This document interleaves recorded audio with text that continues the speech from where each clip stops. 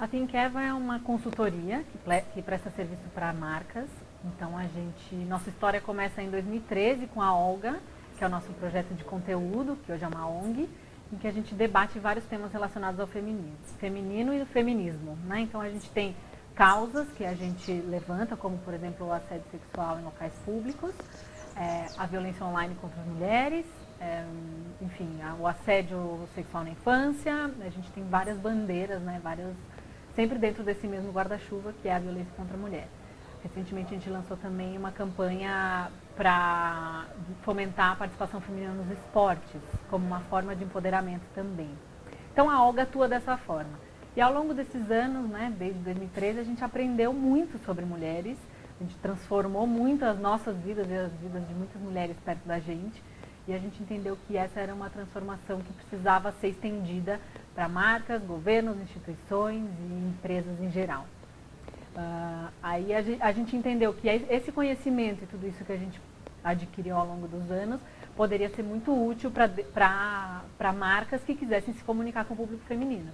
Então a Eva ela surgiu justamente para isso, conectar marcas e mulheres de um jeito humano, responsável, cuidadoso, respeitoso principalmente, de forma a melhorar a cultura e influenciá-la positivamente.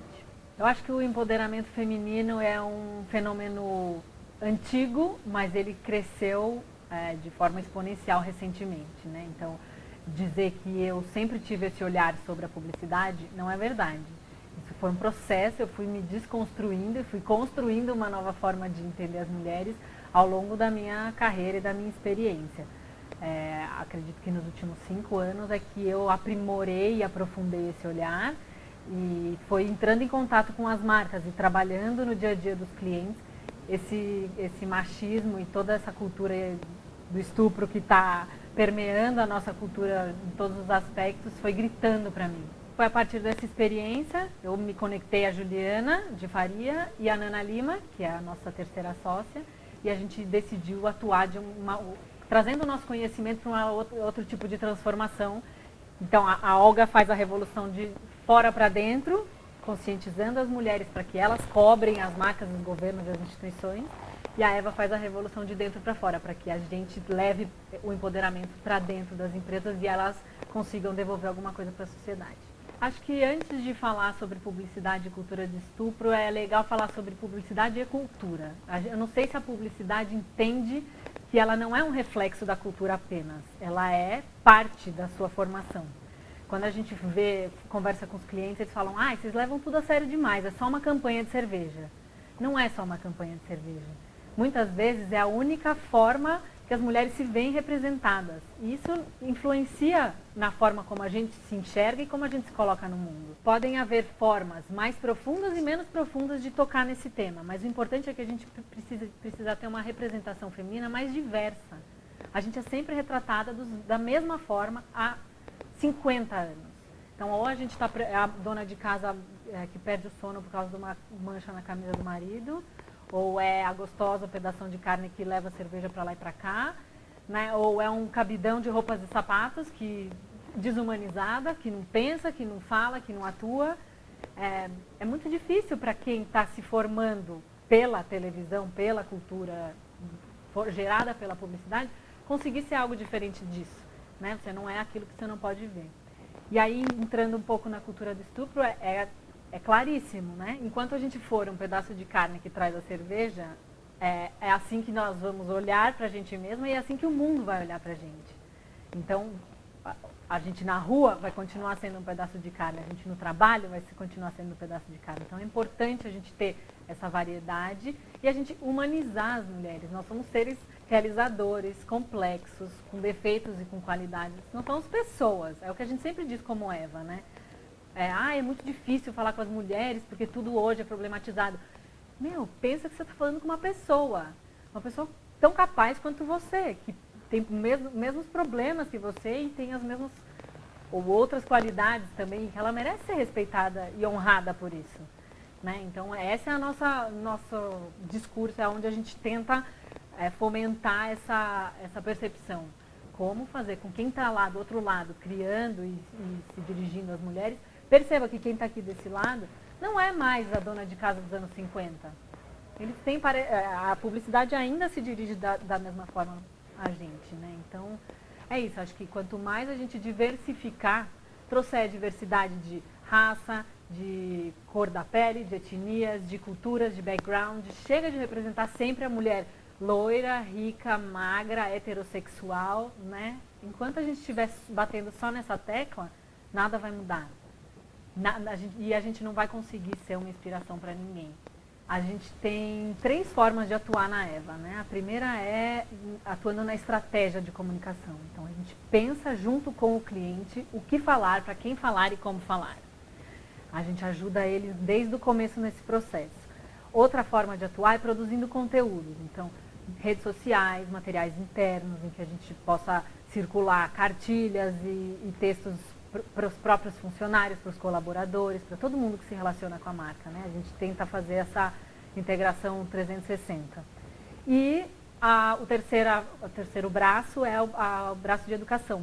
Então a gente faz workshops, palestras, ações educativas, tudo que possa ajudar a gente a levar essa consciência para dentro das empresas. Então, a gente atua no RH, fazendo palestras e falando sobre assédio sexual, por exemplo, ou sobre liderança feminina, que ainda é um tema que precisa ser muito debatido e evoluído.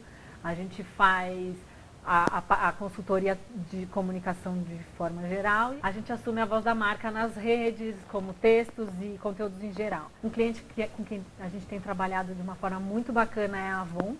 Então, a gente fez uma parceria com o núcleo digital deles. E a gente faz a consultoria de todos os conteúdos que eles produzem. Então, a gente está na estratégia, então, campanhas, como se dirigir, o que falar e o que não falar. Depois, nas redes sociais, como eles se colocam, a gente está junto com a agência e com a empresa. A gente atua também em eventos deles, falando sobre empoderamento feminino, levando dados e informação sobre esse tema. A gente fez recentemente um trabalho de conteúdo junto com o RH, falando sobre, montando um material sobre equidade de gênero nas empresas e por que isso é importante, por que isso é bom para as empresas. Então a gente consegue fizemos workshops para eles também, a gente consegue atuar de várias formas. E a gente entende, a Avon ela tem essa vocação feminista desde sempre, porque é uma empresa que empodera pela venda direta e que tem uma história já de um trabalho já realizado nessa área. E eles combinam muito com esse discurso de empoderamento. Com outros clientes que a gente vê que já tem uma certa distância, a gente faz todo um trabalho prévio, né? A gente não vai chegar para uma marca que desde sempre foi machista e se colocou de uma forma pouco respeitosa às mulheres e falar, vem cá e façam uma campanha bonitinha só para passar um pano. A gente nunca vai fazer isso. Inclusive, a gente vê o mercado se movimentando e com esse desejo de falar de empoderamento feminino, mas na verdade muitas vezes é só um pink wash ali, só estão pintando de rosa para parecerem os caras legais. E a Eva trabalha de forma que essa transformação seja real, concreta, que ele realmente acredite no que ele está fazendo. Senão não tem sentido, a causa perde toda a importância, né? Se esvazia. O importante é que a gente está no momento em que vender um produto mais barato do que seu concorrente ou fazer uma campanha bonitinha com uma música emocional já não é mais suficiente. Né? A sociedade está cobrando que as marcas se posicionem em relação aos temas que são urgentes e tudo mais.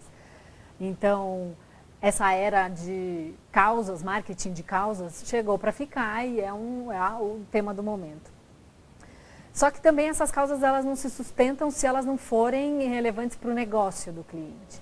Então, isso é um outro ponto, né? E a gente viu que o empoderamento feminino ele é um caminho rentável nesse sentido, né? Então, uma marca de lingerie americana, por exemplo, teve 40% das suas vendas aumentadas só por ter tirado o Photoshop das campanhas e trazido mulheres reais para as peças. Uma outra marca de shampoo das Filipinas aumentou 8% o market share quando questionou os vieses inconscientes, né? Homens e mulheres sendo julgados de forma diferente pelas mesmas ações. Enfim, tem vários cases bem-sucedidos em que comprovam que o empoderamento feminino é um caminho que é bom para as marcas, é bom para as mulheres, é bom para a sociedade. Então, eu acho que, aí retomando, né? Uma criança que é exposta à publicidade desde pequena, ela vai olhando aquilo, ela vai se formando e ela vai aprendendo sobre quem ela é também, né?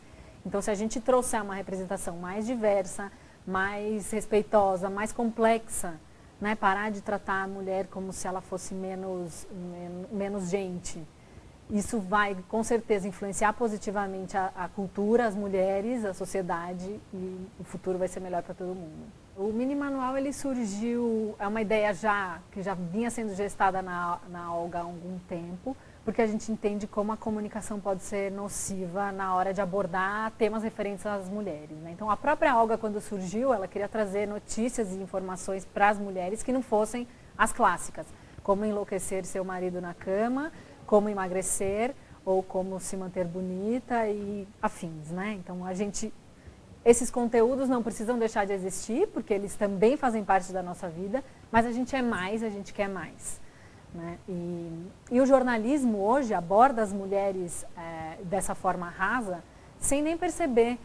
Muitas mulheres jornalistas estão nas redações e elas acabam reproduzindo isso porque não refletiram sobre. Por exemplo, em casos de violência contra a mulher, as manchetes e o conteúdo jornalístico, ele, sem perceber, traz uma atenuação da culpa do agressor e culpabiliza a vítima, na grande maioria das vezes, né? Então, tem um caso que é um clássico que chocou muito a gente, que foi uma manchete sobre o pai estuprava o padrasto mantinha relações sexuais com a enteada, com a mãe em casa.